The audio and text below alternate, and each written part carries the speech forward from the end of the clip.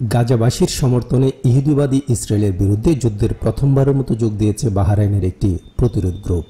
এটি বলছে তারা ফিলিস্তিনিদের প্রতি সংহতি জানিয়ে ইসরায়েলের দক্ষিণাঞ্চলীয় এলাহাত বন্দরে নজিরবিহীন এক হামলা চালিয়েছে। গ্রুপটি নিজেকে আল আস্তার ব্রিগেড হিসেবে পরিচয় দিয়ে বৃহস্পতিবার রাতে এক বিবৃতিতে বলেছে তারা ড্রোন ব্যবহার করে গত 27 এপ্রিল ওই হামলা চালিয়েছেন। আল আস্তার ব্রিগেড বলেছেন ট্রাকনেট নামক যে কোম্পানি এইলাত সমুদ্র বন্দর থেকে সড়ক পথে পণ্য পরিবহন করে ইসরায়েলের বিভিন্ন স্থানে পৌঁছে দেয়, সেটির সদর দপ্তরেই হামলা চালানো হয়েছে। প্রতিরোধ গ্রুপটি তার বিবৃতিতে আরও বলেছেন, গত বছরের 7 অক্টোবর থেকে ইসরায়েলি গণহত্যা শিকার গাজাবাসী ফিলিস্তিনি জনগণের প্রতি সংহতি জানিয়ে তারা এ অভিযানটি চালিয়েছেন।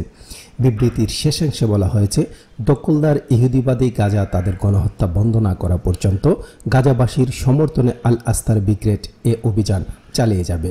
গত বছরের অক্টোবরের গোড়ার দিক থেকে মধ্যপ্রাচ্যের অন্যান্য দেশের প্রতিরোধ আন্দোলনগুলি, বিশেষ করে ইয়েমেন, ইরাক, লেবাননের প্রতিরোধ আন্দোলনগুলি ইসরায়েলের বিরুদ্ধে বিভিন্ন ধরনের অভিযান চালিয়ে আসছিল। এবার তাদের সঙ্গে যোগ দিল বাহরাইনের প্রতিরোধ গ্রুপ আল আস্তার ব্রিগেড।